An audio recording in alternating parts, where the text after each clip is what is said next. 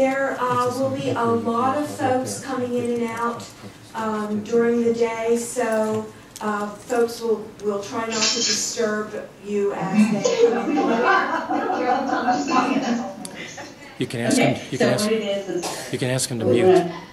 Okay, that's okay. And then you just press OK, touch tone mode. So we're good. There's somebody there. Yeah. Would you please mute your phone? We can hear you in the auditorium. Hello, please mute your phone. Thank you. That will let you know that we are broadcasting today. I'm Michelle Saunders, and I'm the director of the Geriatric Education Center at the Health Science Center.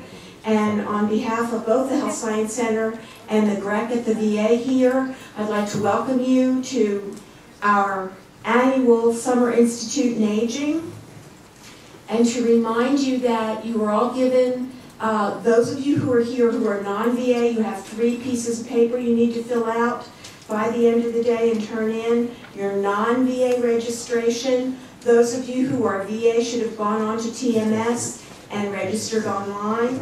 We also have an evaluation for the non-VA people, the VA people. Barbara, they do their eval online as well? The non-VA do not. Non-VA do this, and VA do it online in TMS. So you'll have to go back in to do that. And this one is only for today, non-VA people, so we need you to do this today so you can get your credit. And also, everyone, please mute your phone. Please mute your phone if you're dialing in for the conference. Hello, people who are at VTEL. I guess they can't hear me. Please put your phone on mute. You can't download it? I will not scream. Okay, this is a participant profile. We need everyone to fill this out as well. For those of you who are non-VA or who are VA and don't get to this part of the hospital very often, the bathrooms, you go out the door on this side of the auditorium, make a left, and then make an immediate left, and the bathrooms are there. So you have that info. And we're going to do something a little bit different today in the interest of time saving, and that is we're going to ask and have asked each of our presenters to introduce themselves, one to save time and B in the interest of accuracy. So with that, we'll start with Ginny. If you can hear us, please mute your mics on all the distant and detail sites. Thank you. Could you know this? We can hear you. Do you want to get closer? And I usually have this on. And I put this. Let's hope that was good.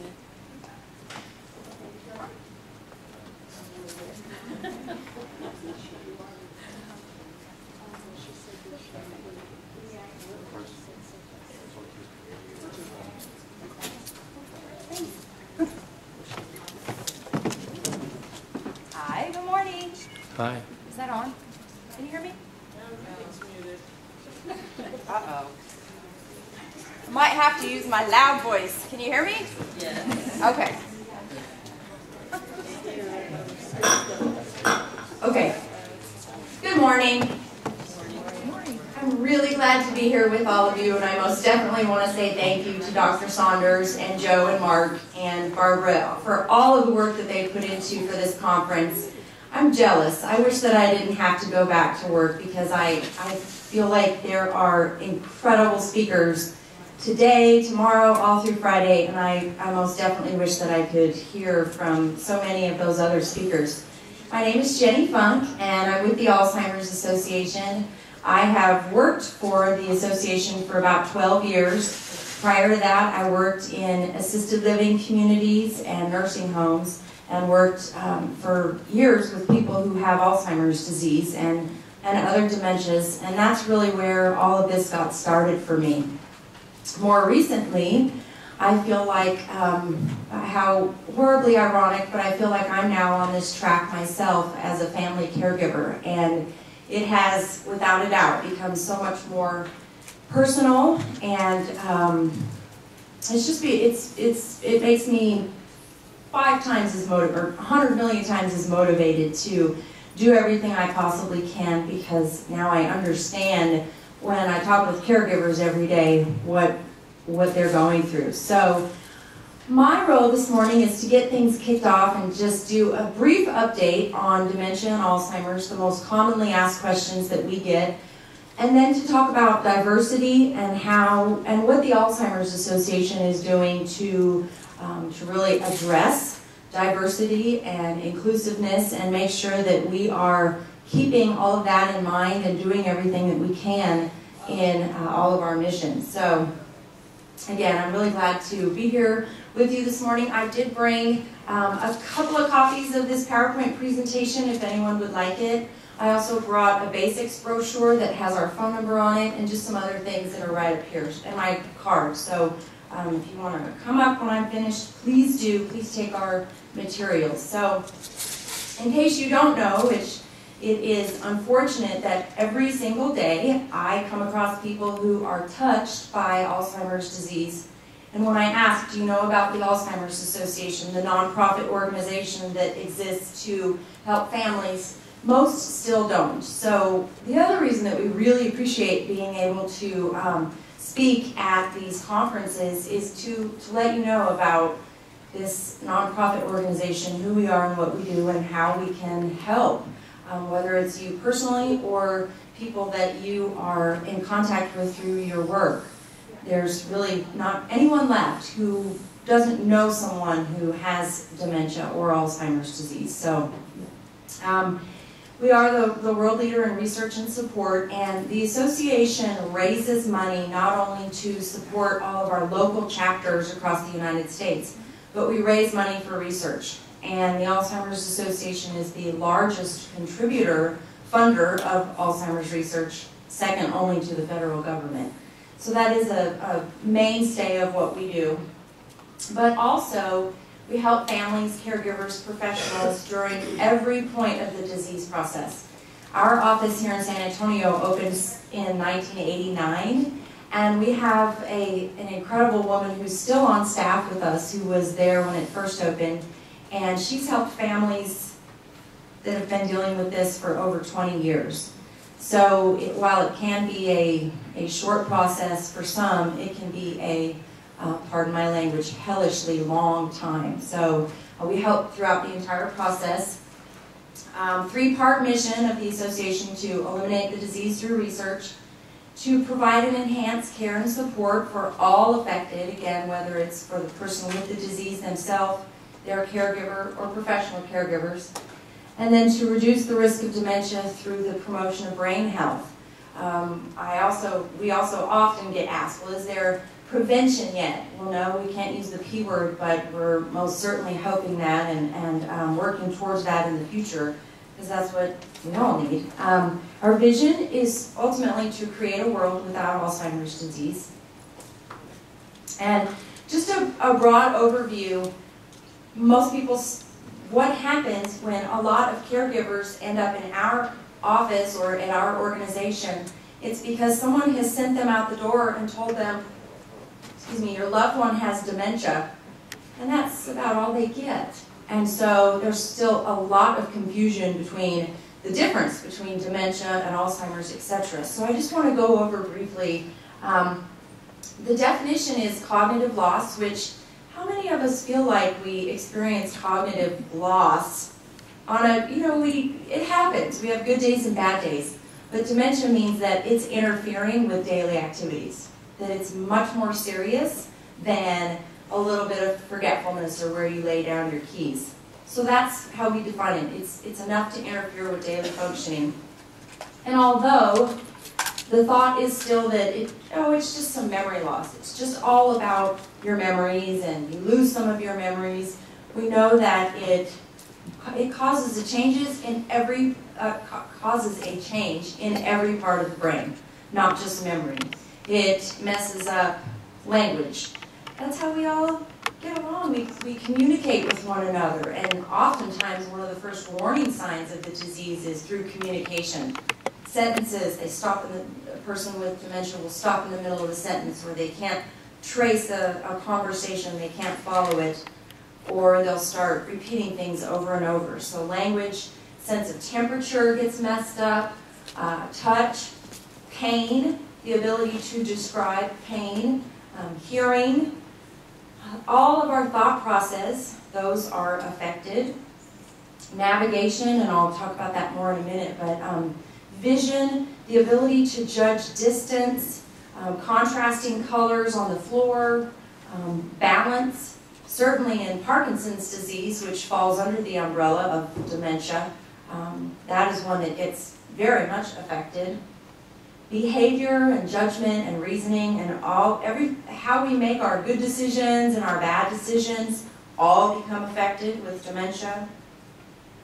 Personality and mood, again, I can sort of think about wherever normal is, the normal column or the normal aging column, where we go through some mood swings and some really bad days, but this is much more serious. Dementia is when it's causing high anxiety, high anger, high fear, or very low lows, or suspiciousness, or paranoia. All of those kind of things become affected. Planning and organizing, we don't do this all the time, but sometimes we'll ask people to actually write down the steps of what are the steps that it takes to brush your teeth. Well, we don't think about it. We just hopefully automatic. It just goes into automatic, and we do it. But there are planning steps to that, and with dementia, it causes a change in the brain's ability to know that, okay, this is the room that you go in to do that task, and that you have to get out the appropriate, not a hairbrush, but an actual toothbrush. All of those steps become affected with dementia. And then, unfortunately, towards the later stages of the disease, significant changes occur in just basic functioning. Breathing, the ability to swallow, eating. So, another thing that oh yes sir. Can you talk a little bit more about the change in temperature? That's the one I've never heard. As far as being in a situation where it might be very hot, but they think that it's cold, sort of how everything gets out of rhythm. They're sleeping day and night, going outside and not necessarily understanding that it's, well, I can't really say this in San Antonio right now, but if it were a cold winter's day, walking outside and not necessarily understanding that that means, okay, you wear layers of clothing, etc. Oh, that's a great question. So we also highly, highly advocate that if any of those signs of dementia, if any of those sound familiar, there are a lot of things that cause dementia. So the best way I've ever heard it described, and how we describe it to everyone, is that dementia is actually, it's not a medical diagnosis, it's just a word. It's a word that encompasses all of these symptoms that happen from brain damage. And so an umbrella term with dementia up here, Alzheimer's disease causes the most dementia symptoms, so it causes the most dementia out there. So we call that the long handle that comes down from the umbrella. And then there's all the other kinds of dementias that fall down underneath the broad term of dementia. I heard another doctor describe, cancer is really a broad term, but what kind of cancer is it? Same thing with dementia. What kind of dementia is it? And I guess the good news is that there are actually things that cause dementia that are reversible, that can be treated, and those dementia symptoms will go away. And that's how physicians and the professional medical world can determine, okay, it really wasn't Alzheimer's, it was something else. So we always highly advocate for going to see a specialist in this area to determine. It could be a reversible dementia. Certain infections. An older person with a UTI can come walking up and look just like someone who has Alzheimer's disease. But it's actually the UTI that's causing those dementia symptoms. Medication side effects. We've had families come into our office and they'll talk about the 17 different medications that their loved one is on, and different doctors. Medication side effects can also cause dementia. Anemia, certain vitamin deficiencies. So all of those are going to be looked at when someone comes in for an evaluation. The Alzheimer's Association, and what I'm addressing more so today, is the support and resources available for the irreversible, the dementias that are progressive and that currently there is no way to stop or to cure them. Yes, sir? Do you think that it's a good idea with people that are starting to exhibit vaccine medication reconciliation forms, so that way they can present to all the physicians and give them what they're saying out-of-network physicians? Okay, so the question was filling out information so that everyone would have it across the board, no matter which doctors, wholeheartedly. Yes, because that is something that happens where they're seen by different physicians, and I've been hauling my mom around to, I would say, at least 5 different physicians, and it does get very confusing. So I would say yes, it is helpful. So Alzheimer's disease, if you drew a circle of all the dementia that's out there, Alzheimer's disease is the most common, it's the most prevalent. It makes up about at least 60, if not more, % of all of the dementia that's out there. The second most common is still vascular dementia, although I think you're going to hear from experts and specialists for the rest of the day and the rest of the week about how Lewy body is, they believe, quickly gaining in prevalence and numbers on becoming the second most common form of dementia. And then frontotemporal dementia, also known as Pick's disease, is one that is particularly nasty because it does affect the brain cells and everything that is regulated by the front part of our brain. And that has to do with decision making, making good decisions, bad decisions, really bad decisions. Parkinson's disease falls under that umbrella of dementia, and many, many, many more. One significant problem right now is that getting a diagnosis, which is not for me to talk about today, but it is difficult to try to pinpoint exactly what's happening because it's research and science, still not to the point where you can walk in and just get one test like other diseases and find out, oh, okay, you have this, or this. It's, unfortunately, we're not there yet. So we are told by researchers that mixed dementia, having more than one at the same time, probably makes up at least half of the dementia that's out there as well. So, as if it wasn't bad enough to have one. So, just another review of 10 warning signs or some significant problematic changes that happen. And with this, I'll talk specifically about Alzheimer's disease, but another thing I wanted to point out about the Alzheimer's Association is that we don't just help families when it's Alzheimer's disease. The legal name of our organization is Alzheimer's disease and related disorders.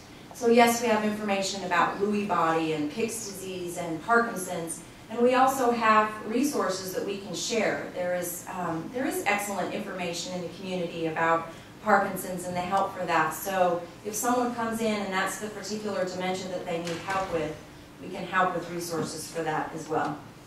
But specifically with Alzheimer's disease, again, sort of the normal column, memory changes. Well, if you ask anyone in our office, if I don't write it down, I can't remember anything. What I do is I make notes and I put them on my bathroom wall. So I bet right now I have at least 5 different notes up on my bathroom mirror. That's how I have to do it for memory. But memory loss related to dementia and Alzheimer's disease it's so much more serious than that. It's not only starting with short-term memory loss, but reaching the point where if I handed a person a set of keys and asked them to name the object, they wouldn't be able to do it, or know what to do with the set of keys, that it actually starts a car and drives. That's a lot different than forgetting where you lay your keys down. Changes in planning or solving problems and difficulty completing familiar tasks. Again, that has to do with changes that you might see from someone who is the one who does it every day. So if someone in the home is the one who does the checkbook, and not that we do checks very often anymore, but the checkbook and the bills, etc., and suddenly they stop doing it, or the numbers don't compute, or They just can't seem to be able to follow the tasks. That's a warning sign. Confusion with time or place, again, takes a little bit to remember, okay, what day in June is this? What day of the month is it? But with dementia, it's much more serious. It's actually getting confused and losing passages of time. It becomes like time is no longer linear. So I'll hear, you know, I haven't seen you in a week. What have you been doing? What have you been so busy with? Well, actually, I was here yesterday. So confusion about time, seasons, and even years. When someone starts talking about in very clear detail about 1957, but they can't remember yesterday or currently what year we're in, that is a potential warning sign of dementia. Trouble with visual images and spatial relationships. Most people outside of this world don't necessarily know that that is a warning sign, but it does affect vision, the ability to judge distance, as I was talking about before. And this one significantly affects driving, because I can tell you, my mom has already hit my car with her car. She couldn't tell the distance, and I was just so thankful that it was me and not a stranger out on the road who might have jumped out of their car and gotten very angry. So it does very much affect visual spatial relationships. New problems with words in speaking or writing, maybe looking like they're reading the newspaper, but getting as far as reading the headline and then, that's as far as I can get. Or the rest of it, they just lay it down. They don't want to do it, or they just get frustrated, or again, in a sentence in communication, stopping in the middle of a sentence, not being able to follow a sentence, follow a communication when they're in the middle of it with peers. Maybe they just stop talking, or start using the wrong word at the end of a sentence. That's another warning sign. Misplacing things and losing the ability to retrace steps. Well, again, who misplaces things? We all go through that. But the key point, particularly when I'm doing presentations and people will say, yeah, I do that all the time. I'm sure I have Alzheimer's. Well, recalling steps is a significant thing that gets damaged with Alzheimer's disease. So if you are in the middle of actually not being able to remember what you're doing, I think a lot of that has to do with we have so much going on all at the same time, but what we tell people is if you'll go sit down, undistracted, and retrace your steps, you came in the house, the phone was ringing, the dog was jumping up and down to go outside, you needed to go to the restroom, you've flown that bag, oh, okay, there's where it is. All of that is the brain retracing steps.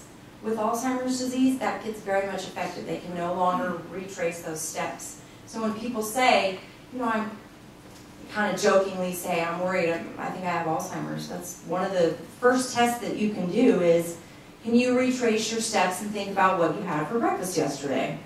That's a significant point. Decreased or poor judgment.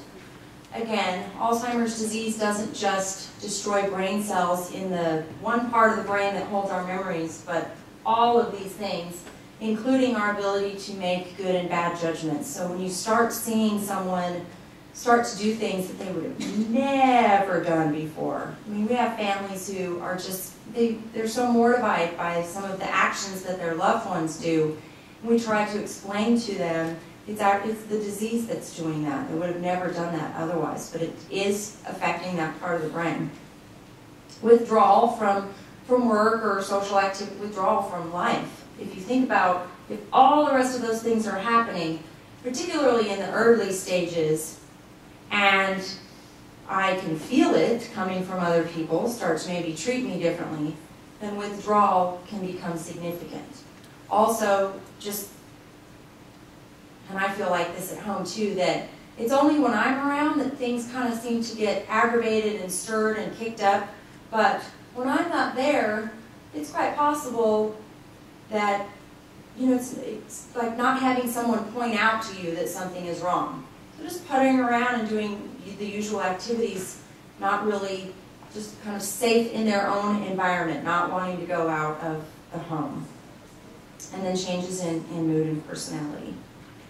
So onward to diversity and the resources that we have available.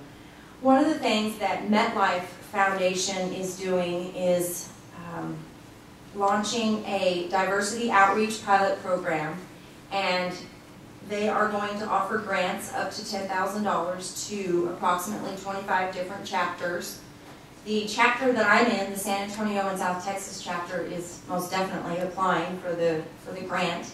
And our goal, if we do receive it, is to start specifically an outreach program to African Americans and also Hispanic communities through faith-based organizations. So Alzheimer's disease is it's a heterogeneous disease, and it does impact all races, all ethnicities, and not only do we know now that it affects at least 5.5 million just Americans, that's not worldwide, but it also impacts everyone in that circle. So we know that the radius of what Alzheimer's disease and related dementias does, it not only affects the person, but every member of their family, friends, neighbors, the employers of caregivers, and everyone else, all health and social service professionals. So for that, the Alzheimer's Association created the Diversity Toolbox. And this is it's a total resource for people with the disease and everyone else in their circle who are affected by it. We have educational materials, outreach tips, assessment tools, and all of these things are available in a variety of different languages. We also have English brochures for very specific cultural groups, which I'll address. And so information that we currently have is we have targeted information for African Americans, Chinese, Hispanic, Latino, Korean, and then lesbian, gay, bisexual, and transgender, which shortened is LGBT. As things progress, we will be able to add more cultural groups, and then it is continuously being updated, the toolbox that we have available. Diversity, as far as the definition of what that is from the Alzheimer's Association perspective, is very broad, and it acknowledges a very broad term for diversity. I know, when you ask people, well, what do you think of when you hear the word diversity? Well, most people would say, anybody? Ethnicity. But there are so many more things to that. So race, ethnicity, gender, age. Age is one of those things where most people still consider Alzheimer's disease, oh, it's an old person's, it's just an aging disease. And yet we know now that at least 500,000 people in the United States have younger onset. That means 40s, 50s, and early 60s. So it very much does affect younger individuals. It's much more rare than Alzheimer's disease, and age is still the #1 risk factor for developing Alzheimer's disease. But age is something that we very much have to take into consideration, because if someone's 45, that opens up a whole other can of worms if Alzheimer's disease enters into the picture. Socioeconomic status, sexual orientation, regional, place, or national origin, religion, language, and people with disabilities. The definition from the Alzheimer's Association of inclusiveness is we want to be inclusive of diverse constituents and ensure that when we're doing our programs and services and everything that I talked about in our mission, we want to make sure that their interests and needs are welcomed and fully considered. And it's come a long way, I have to say, from when I first started at the Alzheimer's Association. At that point, I don't think we had even materials in Spanish language. So just in the last 10 years, things have significantly stepped up. I just included this, that we do have an official statement for diversity and for inclusiveness. That diversity, it is imperative and it's integral to our mission. It's vital that we pay attention to these things in everything that we do, and promise is that we take into consideration all of the diversity that we have, particularly, it's different with different chapters. Certainly I'll just say, our California chapters have been significant in some of the outreach programs that they have done for Chinese, people who are Chinese, etc. So it also depends geography-wise. And then the inclusiveness statement that we seek to be inclusive of the millions of people who are affected by the disease, their caregivers, and all the communities in which they live in. Certainly rural communities are another area that we look at very closely, particularly here in the state of Texas. So as the American population ages, and the last thing that I have heard in quotes is that it's in statistics is there are 77 million baby boomers in the United States. And last year in 2012 is when the first round of those individuals hit the age of 65. And the age of 65 is a significant marker for an increase in prevalence of Alzheimer's disease. About 1 out of 8 individuals over 65 have the disease. So we know that the numbers of individuals are going to skyrocket from here on out, just based on the number of people in the baby boomer age range. So the association will expand its mission activities. And on this, I will also say that part of what we have done in diversity also has been key to how we work with people who have the disease.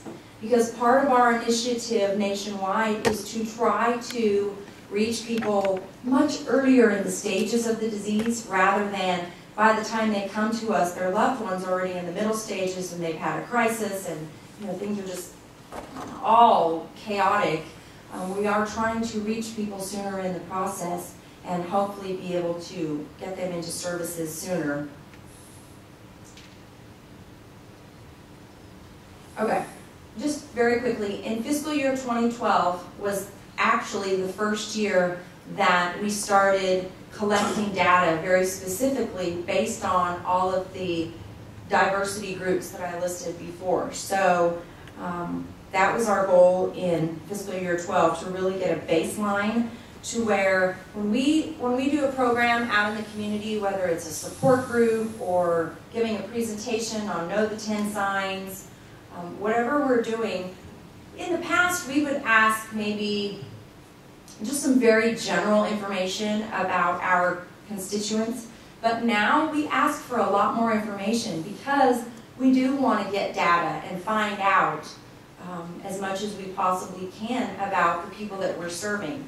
It also has become very important because there are so many nonprofit organizations, and when we go to a funder, like possibly a foundation, and apply for a grant, they want to know the people that we are serving. So our data collecting has become, I'll say, much more sophisticated in just the last 2 years than it's ever been.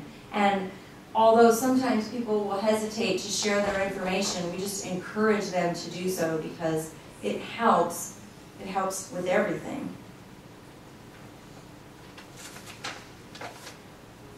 And this also just talks about, we have a 5-point strategic plan all across the board in all of the chapters of the Alzheimer's Association, and this data collection is part of what we do in our strategic plan as well. So education. And I just really, the main point of this is I want to show you, I did not actually haul over here all of the brochures that we have in our office. But the good news is we're literally across the street.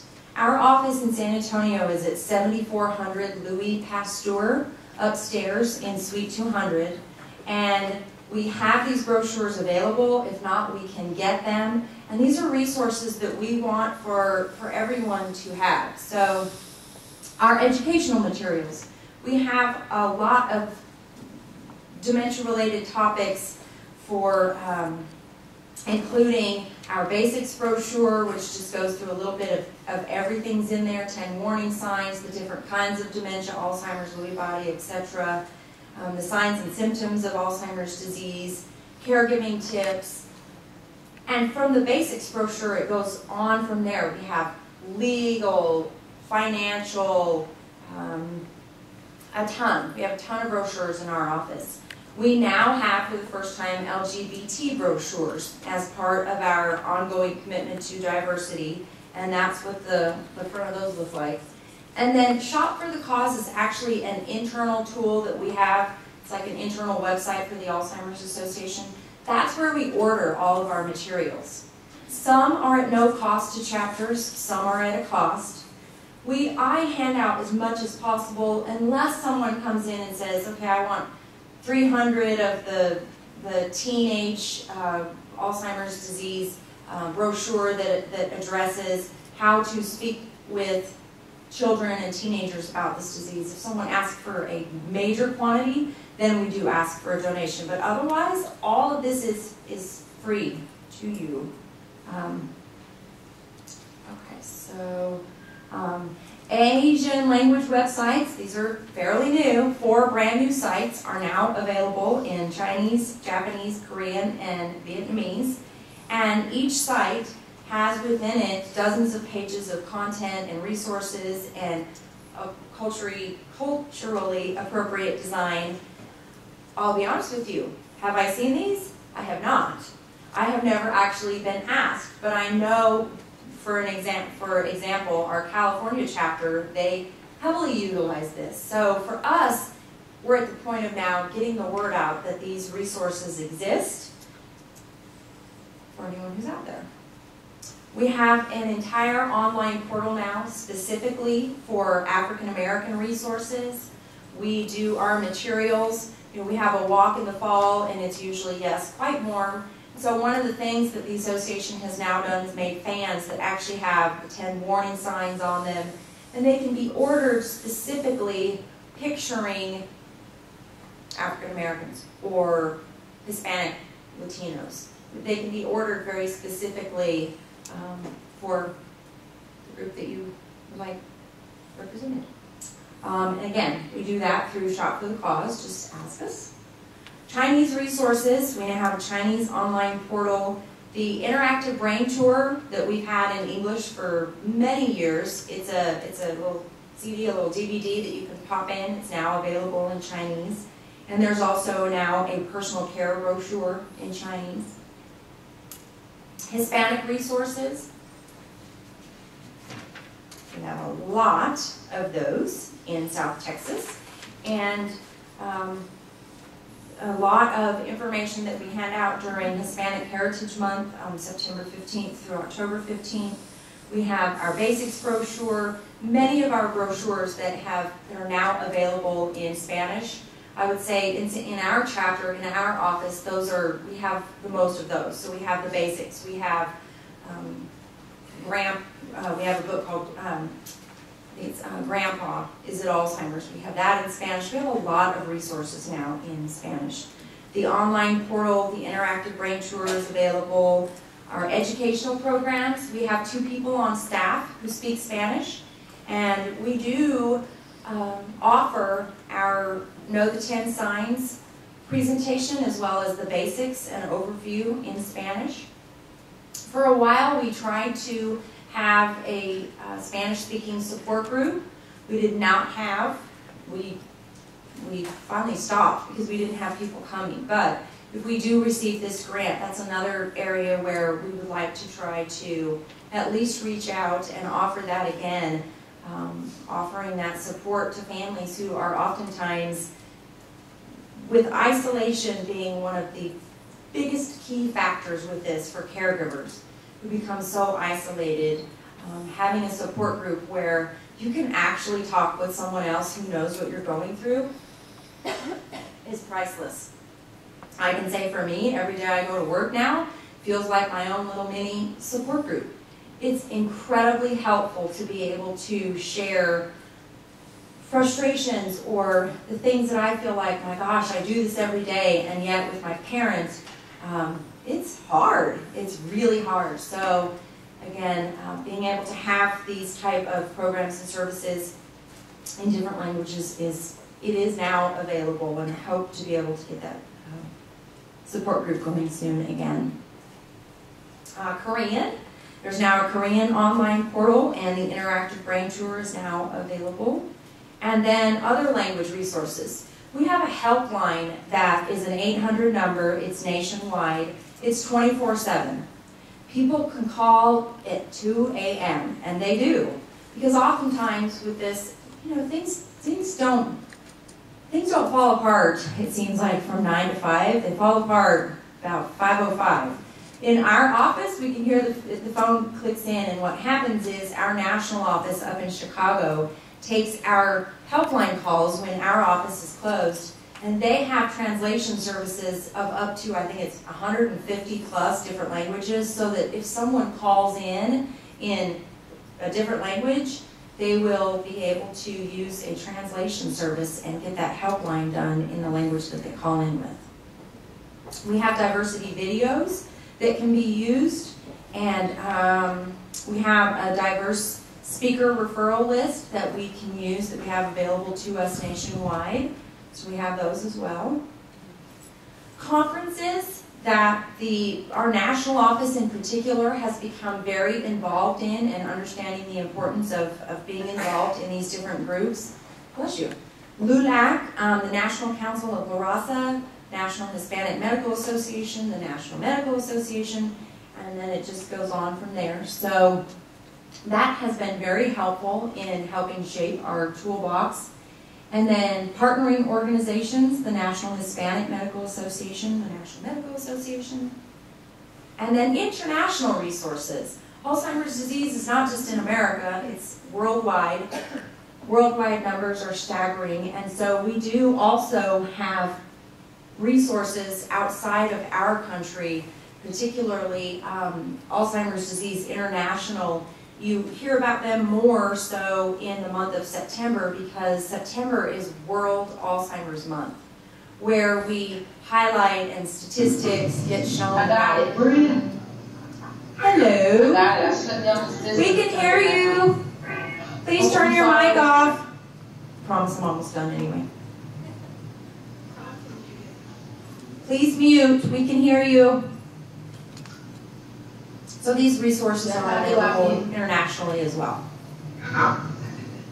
And just to wrap up with some questions, it is very important for our organization to foster inclusiveness, to ensure that we are doing outreach to all communities, that we prepare materials which are culturally accurate.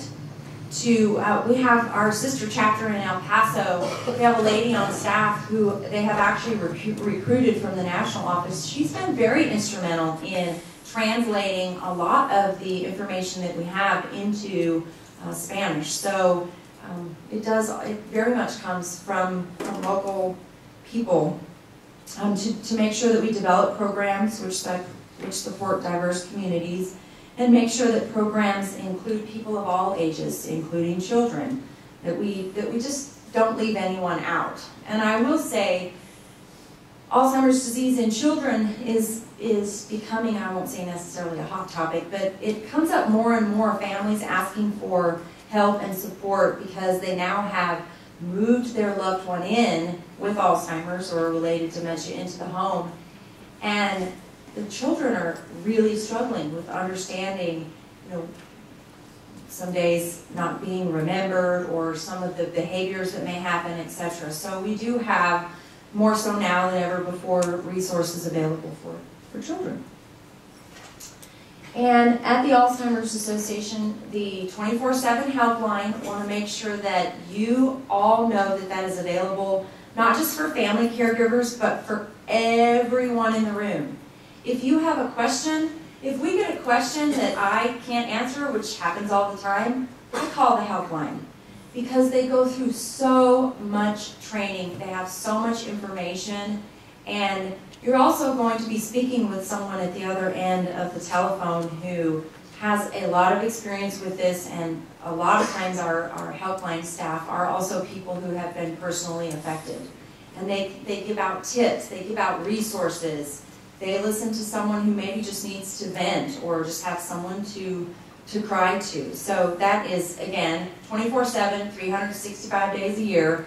Our helpline calls in particular spike during Christmas time, because oftentimes that's when family members see a loved one that maybe they haven't visited in a while, and all kinds of things become evident. So our educational classes, we do offer, and all of this, no charge. This is what we do. Care consultation, that is similar to speaking to a helpline caller, but it's actually coming into our office. And particularly with families, and it's same with mine, not everyone agrees, not everyone understands. A lot of times families go through some very difficult times, so we invite them to come in and sit down with us. It's not our role to say whether it is time to move a loved one into the care of others, but it's definitely our role to advocate for the person that, caregiving is incredibly difficult. And if they get to the point where the caregiver's health is failing, then yes, we will advocate for, absolutely, more help is sometimes not only necessary, it becomes necessary. So care consultation is actually coming into our office. Medical alert and safe return, I think, is one of the very few things that there is a fee to enroll a loved one, because it's medical alert. It's the medical alert bracelet that stays on, it can't take it off, so that they'll have permanent identification on if they wander.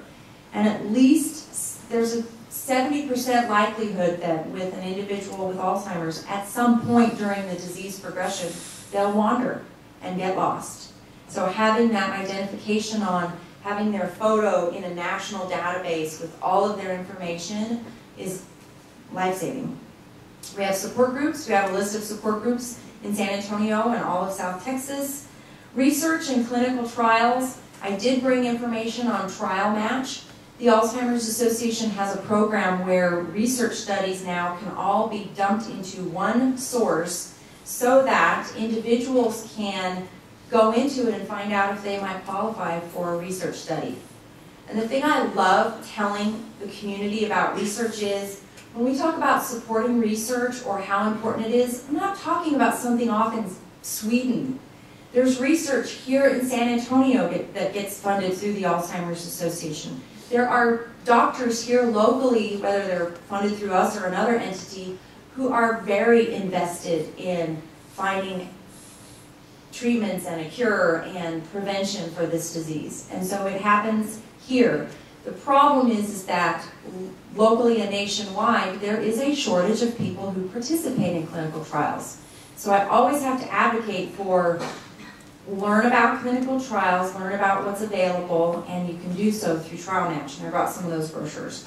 And then just local resources. We do have information about who provides specialty care for people with Alzheimer's in San Antonio and all of South Texas. 2 websites, alz.org, which is jam-packed with information, and then our chapter website, which is alz.org/San Antonio.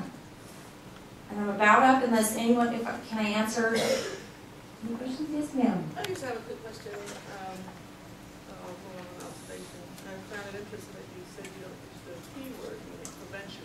Yeah. Yet Alzheimer's starts long before they get to you, and there are a lot of research out there, particularly in the area of epigenetics and things like that, that show preventative measures that work. And also mild cognitive impairment, the pre-Alzheimer's diagnosis is not a part of the DSM diagnosis yet. What is your organization doing on the preventive leg of this in your outreach? Research, raising money to fund research for prevention, and again, trying to get to families and caregivers much sooner in the process. So we do almost seems like all the time we're doing no to 10 signs, because again, people they don't necessarily know that, okay, when you start seeing some of these warning signs, you need to go to a doctor to find out, could it possibly be mild cognitive impairment? And I most certainly will leave it to doctors further in the day to talk about prevention, but as far as we know, there are ways to lower your risk of developing Alzheimer's disease. Alzheimer's disease is now linked with diabetes, heart disease. So there are most definitely studies that show there are things you can do to lower your risk. But we still do not talk about that there's any one thing that you could possibly do as of yet to prevent the disease, because the #1 risk factor is age, which we have no control over, and genetics we have no control over. So,